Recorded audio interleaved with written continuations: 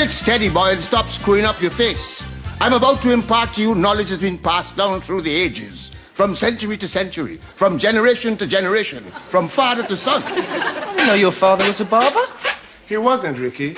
But the only thing that Desmond likes more than the sound of his own voice is the sound of his own voice. Rhetoric is obviously not your forte, my dear Matty. You know, it's blow up these balloons. You're so full of hot air. If you tied one to your mouth, it will blow up by itself. I don't understand how you're going to teach me to shave using a balloon. That's the way I learned to shave, and that's the way you're going to learn. I'm going to teach you everything I know. So, that should take about 2 minutes. And it will take me less than 2 minutes to throw one ignorant, overeducated, middle-aged student out of my shop. Desmond, how you can be so rude to Matthew? Practice. Right. Now, Ricky, come here. This is a razor. I'm going to sharpen it, and then I'm going to teach you how to... Hey, Desmond, I see you going through the old balloon routine. You should wise up, man. Use real-life models. Fat Larry does. If you think that man is so clever, why don't you be our real-life model and let Ricky practice on you? No, sir, not me. I would never forgive myself if I allow you to cut my throat before I finish my memoirs. Well, you go back to your lollipopping and keep your face out of my business. Touchy this morning, aren't we? And to think that my book portrays you as lovable, modest, charismatic, and even-tempered? Who you writing about, pork pie? Gandhi? Me, of course. Dr. Jekyll, he'll get to the Mr. Hyde bit on page 2. Page 2? Listen, knucklehead, I've already filled 2 of these notebooks. 1, 3 letter word on each page? Jealous because all you know is school book learning, whereas I have been exposed to the wicked and wonderful world out there. Yes, you, me, and Errol Flynn. It takes real-life experiences to keep the reader spellbound. Jazzy D, you remember that night we played in the Bootlegger's Arms in Swindon? Oh, yes. Big, fat, beefy Scottish landlord. Big Mac Horsley. That's him. Well, I was going through some of our old photographs last night and I came across this one. Oh, Lord. I'd forgotten all about this. Well, I don't know how many rums you had in you before Macpherson persuaded you to try on one of his Scottish kilts in true old style, but there you were prancing around like a jaybird on hot coals. The skirt was bouncing up and down, and underneath, he was as naked as the day he was born. Shut up, pork pie. Go on, Papa. I've never heard this story before. You know, I didn't know you women could behave so badly, peeping up under the man's skirt. Pork pie, I think we're gonna tear up this picture right now. No, man. I'm thinking of using it on the cover of my book. You better not. Come on, Ricky. You know, I wouldn't be surprised if I got one of those big, fancy book prizes. I can just see it now. And this year's Evening Standard Book Prize goes to Augustus Neapolitan Cleveland Grant. If that ever happened, I will eat all my books and go out and get a job. Shirley, I'm going to faint. I feel sick all over my body. Well, if you're that sick, take your body and get out of here. Desmond, behave. What's the matter, Beverly? My heart is so heavy, my chest can't cope with the burden. I'm dying. The morgue is just up the road. I'm a Christian woman, and I don't like to badmouth the Lord. But on the day he created man, he was very misguided. Ali's nothing but vermin. Shirley, I have to talk to you, but not in front of these things. This is a barbershop. What do you expect to find here, Batrians? Surely you better take you upstairs. If I attempt to shave anybody right now, I definitely draw blood. Come, Beverly. Why do you treat her like that? Boy, there's things wrong here that you have to learn. Yes, Ricky, see, Beverly and Desmond are like cat and dog. What do you mean? Dogs don't really want to catch cats when they chase them. It's just a game that they both like to play.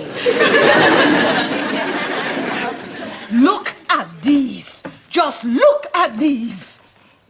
Letters? Love letters. Love letters? Someone sent these to you? You suggesting I'm a loose woman getting love letters from me? I found them. Where?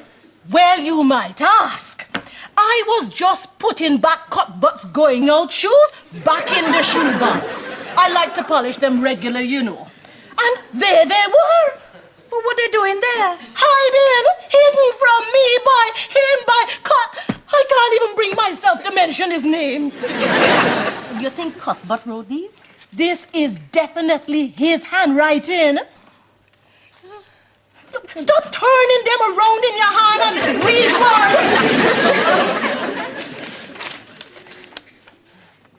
My little flower. I am longing to be with you so that I can tell you how much I love you. I want to be with you forever. But, you hear that? He never wanted me. All the time, it was she. But who is she? I don't know. There's no name. Read some more. Light of my life. Oh, shut up. I'm sorry. Well, read, I said. Look at the paper. Some of these sheets are really old.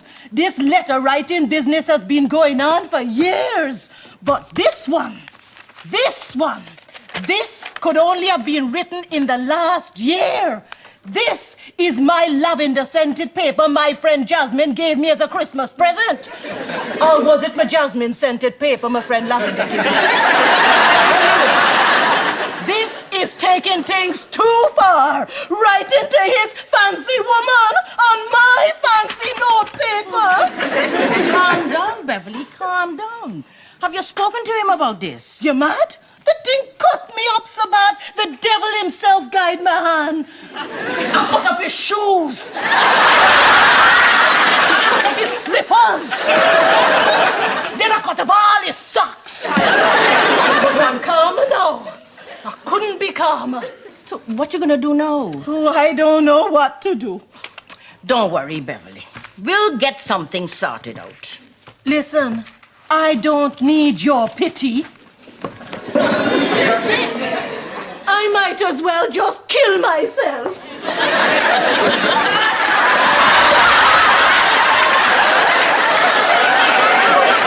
Beverly, that is electric.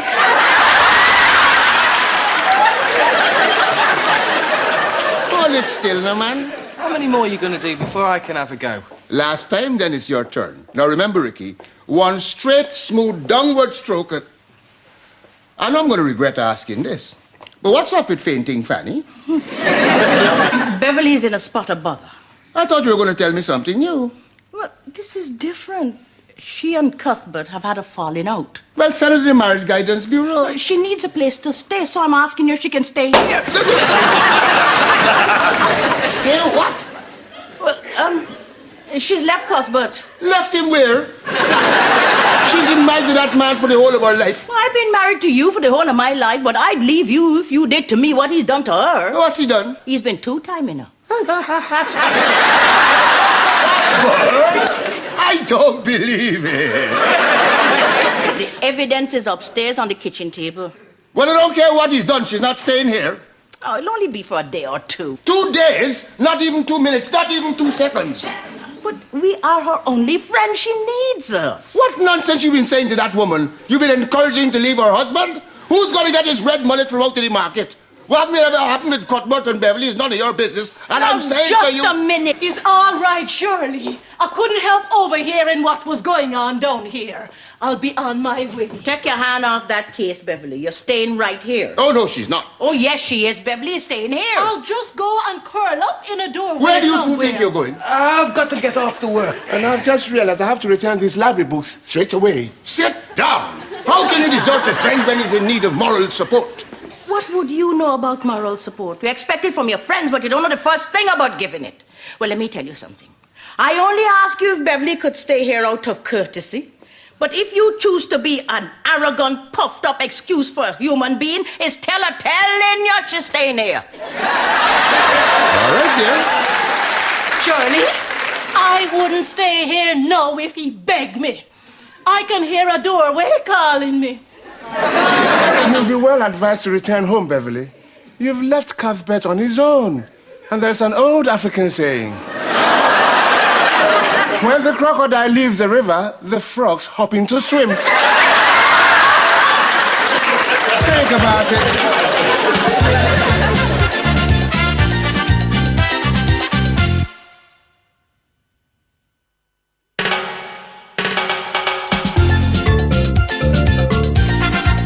Leave that food alone. Wait until everybody's seated and we've said grace. Where's your manners? Ask her where the key to my room is. It's only the bed that's on loan, not the whole room. Ricky, when I was the youngest member of this household, I had to put up with all kinds of rubbish. Anytime Auntie Susan or anyone came to visit, my room was taken over. I slept on that settee so much I feel like an antimacassar, man. What's that? Chairback cover, man. They didn't get me things. That door is staying locked as long as I'm a guest here. A guest? But look how you bit me rude. Look, I'm old enough to know you should forgive and forget. Oh, well, come on, how can you neglect someone who loves you? What do you know about love? Plenty. The more you give out, the more you get back. That's what I used to believe. It's still true. What are you lot up to? Junior here is giving me advice. Well, someone's got to talk some sense into you. Don't start again. Who you cook all this food for, Beverly? I told you yesterday we only have a light breakfast. I know, but I like cooking. It takes my mind off my troubles. Well, go back home and cook for Cuthbert. I'm not cooking another meal for that man as long as I live. I used to take all the bones out of his red mullet, you know. You think another woman would do that for him? Of course not. Oh, well, that's why he needs you, Bev. Just think, he might choke to death. I hope he does. I have a burial plot reserved for him back home, but I wouldn't put him in it now. He would desecrate the place. Oh, you know you don't mean any of that. I do. Cross my heart and hope to die. I wish. I think Dad should go around and talk to Cuthbert. What did I tell you? No, Shirley. Man to man, get to the bottom of this thing. I said no, Shirley. Oh, yes, Desmond, please. Cuthbert's always liked you. He thinks you're a fine, upstanding gentleman. You could find out what is what and who is who. Well, you could. Oh, help me, Desmond. Help me. Let go, Beverly. I don't see how I can help you. Don't you understand? I hate him. I hate him so much that I can feel the bile rising up to my mouth every time I think about him. But I love him too. And when love come up and meet the hate halfway and they start to fight, pulling and tugging at my heart. If you don't go, she'll be living with us here forever. Oh, Dad, go! I'm going. Desmond, I don't know why I have to be a guinea pig for this boy. Because your face is so tough, you couldn't even cut it with a cutlass. But you're getting rude in your old age. Sit down and relax the man. I have a bucket under there to catch the blood. Talking of which, how's the house guest today? Don't ask. I went to see Cuthbert last night, but he was out. Oh, making hay while the sun shines. So why didn't you phone him first? That is exactly what I told him to do. Phone him and say what? Cuthbert, this is your good friend Desmond. Your wife thinks you're a conniving, two-timing womanizer and would like to know who you've been carrying on with for the past 30 years so she can kill her. In France, that would be called a crime of passion. That's the trouble with this country. The people has no passion. Why you think Cuthbert still had the letters? You mean why he didn't post them? Exactly. Yes, but if the woman is married, the letters could get into the wrong hands. So why didn't he just give them to her when they met up? Because she doesn't want to keep them, so she reads them and gives them back to him. Only a man who's used to clandestine affairs could think of such a plausible explanation. You know, I bet I know who she is. Cuthbert goes to the library every day to read the racing form. I have seen him eyeing that woman that works there. The plump, pretty one, about 40, jiggles like a jelly when she walks. You mean Mrs. Martin? Yes. But she's married to that fish-faced man from Martinique. She's a born-again Christian. Since when you hear Christianity prevent people from profanity? Please, don't talk. You know, last week I saw Mrs. Martin and Cuthbert talking, laughing, and glad-eyeing each other. I didn't give it much thought at the time. Well, give this some thought. I saw him coming out of the betting shop with a skinny little woman. She was holding on to his arm for dear life, and they disappeared into the pub opposite. One plump, one skinny. He does love variety. I see him in the pub with her all the time. Her name is Patsy. Cuthbert introduced her to me. Him says she's his betting partner. Betting partner or bedding partner? Oh, stop it. You're jumping to conclusions, ready to tar every woman with the same brush. Morning, folks. Morning, officer. Can we do you for a coiffure? Afraid not. We've got a report of a missing person. Name's Beverly McIntosh. Her husband thinks she might be here. Well, she is, officer, but why didn't he come and ask for her himself? Well, he seems very nervous and upset, so I thought I'd just pop round with him. Part of our new community policing policy. Where's he now? Outside in the car. I'd like a word with her. I'll get him to come in. I'll get her to come down. Do you think it's too soon to celebrate?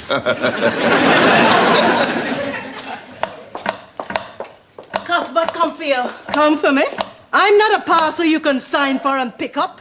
You too feisty. Beverly, please, be reasonable. I'll be very reasonable. Right. Put down that knife, Beverly. All right, I will. This is much better for the job I have in mind.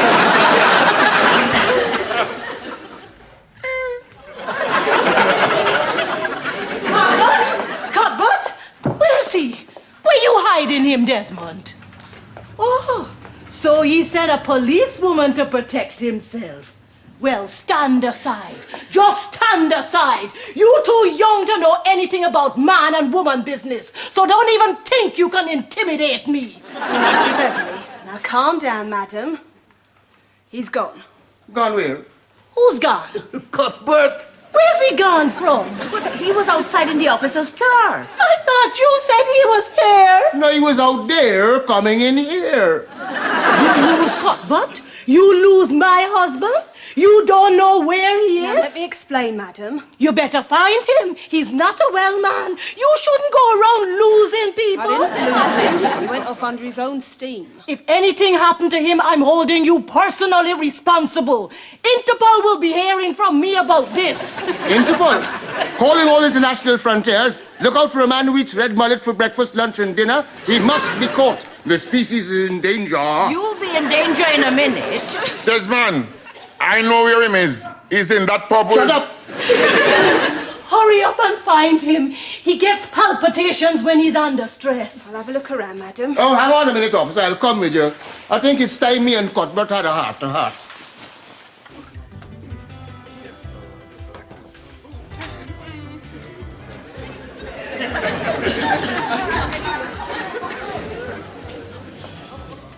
Hello, Cuthbert. Desmond, before you say anything about Beverly, I'm sorry. I know how she stay. I know. You expecting company or can anybody sit here?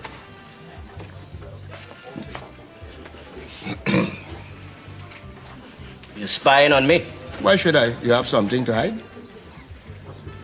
Here you are, Cuff. I ain't buying your friend one. Can't afford it after that lousy tip you gave me. Lost all me money. I'll go and drink with me friends over there. Patsy, I presume? Oh, you know her name? Well, you can't keep secrets from an Ambrose. I suppose Beverly's been bad-mouthing me. Well, you haven't exactly come up smelling of roses. Tell me about the letters. You wouldn't believe me. Try me. Beverly's got it all wrong. I've been writing her those letters for over 30 years. You mean you been carrying on with No.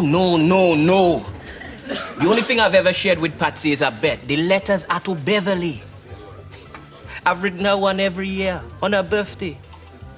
The first year we were married, I rushed home from work to give them to her. Young, eager, excited. But she was vexed with me because she thought I'd forgotten what day it was. I put them in my pocket thinking I'll give them to her later, but the time was never right. The next year I wrote another one, and the next. I just kept on writing them. But I couldn't bring myself to give them to her in case she laughed at me. You know how Beverly stay already. Yes, me know. When she found out about the letters, why didn't you tell her the truth? I suppose for the same reason I never told her I don't really like red mullet.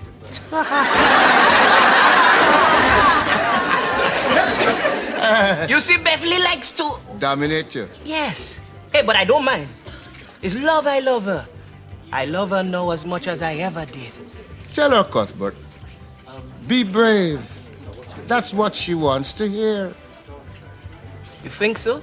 Me know so. Well, why can't I just go upstairs and get on with my essay? Sean, you know why. Beverly and Cuthbert are up there. I don't believe this. Has he moved in too? Don't be so ridiculous. They've been up there for ages. I told them exactly how to handle the situation. When me and my wife were having a really good fight, all the neighbors knew about it. And she would open the window to make sure they didn't miss anything. My wife and I never fight. How can you fight with someone you never see? Oh, look, I'm not going to see or hear anything. I'm going to go straight to my room. Oh, leaving so soon? Goodbye. Shirley, he told me everything. I didn't know Cuthbert could be so manful. There was a power in him I never see before. From now on, he's going to give me a letter every year for the next 30 years. You'd never know what it's like to have such beautiful words to cherish for the rest of your life. Oh, yes, I will. I have letters from Desmond that I will cherish for all of my life. To you, my little honey bunch. Oh, yes. All those on which you wrote the words, P.S. I love you. Come on, woman. Time to go home. Yes, Cuthbert. And I don't want any red mullet for dinner. In fact, I never want to see another red mullet in the house again. From now on, I want good red meat. All right, dear.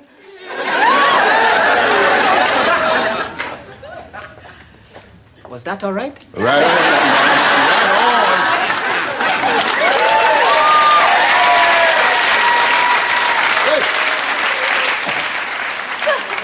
What is it you told him to do? You see, Shirley, it takes a man of the world like me to tell a pussycat like Cuthbert how to deal with a woman like Beverly. Young man, you will find out that there's much more to learn in this barbershop than cutting hair. This is not just a barbershop. It's a confessional, a sanctuary in time of trouble, a refuge, and at the same time a place where men of steel meet to discuss the burning...